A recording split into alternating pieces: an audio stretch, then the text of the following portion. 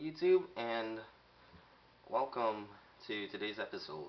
Um, right now, I'm gonna talk about the character of Bulma and how well Emmy Rossum's portrayal, based on the pictures and the trailers that we've seen, how well does it stick to her anime counterpart? First thing, I posted another link on the site, so look at that. Uh, this link takes you to a video that I'm sure a few of you have probably seen, but for those of you who haven't, what this video does is that it shows just how close um, the film does in fact stay to the source material. I know they've changed several things. They've changed quite a few things and taken their liberties here and there, but if you look at this video, like it shows that like it has not drifted as far away from the source material as people have suspected and voiced their opinions about. So take a look at that first and tell me what you think about that here as well. Now onto the actual subject of the video. Out of all the characters that I've seen in the film so far, um, everybody, based on all the history that we know about all the characters, Bulma is the person who I believe sticks the closest to her anime counterpart. And when you see Emmy Rossum in this movie, the first thing people notice is that she does not have Bulma's signature blue hair. And uh, people are very critical about that, and I understand why. I, in fact, personally did want them to use her all blue hair.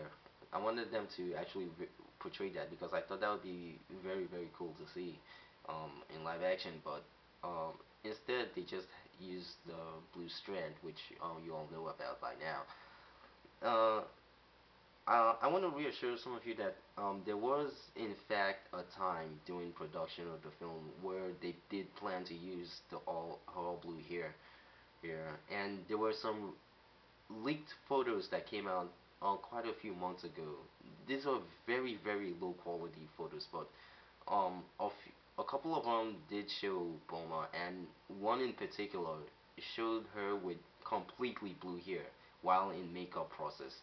Because she had completely blue hair, even though it was a very low quality photo, you could tell that she did in fact have all blue hair, and so I like the fact that like they did not completely write that out from the beginning, but I believe the reason that they decided not to go through with it was because it was too strong a color to portray um, in the film or something like that.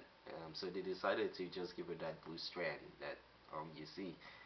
Well, I would have preferred that they did in fact go with all blue here, but I'm glad that they did not completely write that out. Um, so for me, right now I'm just kind of a bit indifferent about that. But moving on, the next thing I want to talk about is um, Bulma as a scientist, and everybody knows the other very signature trait about Bulma is that she is a very smart person. Not only is she very smart, she is in fact a genius, a scientific genius, or even a prodigy if you want to call her such. But then she is a very gifted scientist, and so far in the trailer, you can tell that that is in fact the route that they're going with, because just notice that the capsule she carries around, you know that the capsule corp, the corporation she works for, it is in fact going to be featured in the film. So no worry. So if you guys had some worry about that, don't worry about it. It is going to be in the film, and you're gonna see her at work. Because particularly with the fact that she um with her reasons for going after the Dragon Balls basically speaks that her reasons for going after the Dragon Balls are different in the film than in the anime, and this is a change that, unlike some of the other ones, I'm happy about this change, because in the anime, you know that she wanted the Dragon Balls simply so she could wish for a boyfriend, but in the film, the reason she's going after the Dragon Balls is that um, she has one of the Dragon Balls in her possession, and she notices that it gives off a very distinct energy signal. So she wants to harness all seven Dragon Balls to um, channel their energy waves to use as a new alternate source material as fuel or um, energy, to use as a new energy source, basically, the way Thomas Edison did. That's her actual character description. So I I'm really liking this change because it gives Bulma more depth as a character, in that like particularly for people who are not familiar with Dragon Ball, like just like by changing this aspect, y- people can now definitely see that she is in fact a scientific prodigy, that she's a genius, that she's somebody who knows her way around technology and technological based objects. So I am happy with this change because it does more to portray that side of Bulma in the anime. It does so even more than the anime did. So I'm very happy with that change.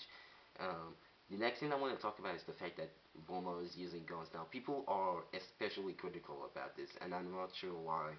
Because in the anime she does use guns, but uh, um, she uses them more towards the beginning of the anime, and then later on she doesn't as much. However, in the manga, she uses her guns a lot more frequently. So the fact that she has guns here is completely legitimate. It's 100% true to the source material. So I am very happy about that. That is not something people should really complain about. Um, One thing that remains to be that we don't know about yet about her is that if she's going to be the superficial airhead that she was in the anime. We don't know if she's going to be portrayed as such in the film yet, so that remains to be seen. The last thing I want to talk about is her mannerisms, Bulma's mannerisms. If you notice in the trailer when she throws a capsule to the ground and it transforms into the bike and Goku utters this line cool, notice the expression on her face, the smile on her face, and the way she's standing. The posture she's standing is 100% Bulma. You really have to have studied the character in the anime and in the manga to know this. And, but if you know like the way she's standing, the way positions herself, it is classic Bulma.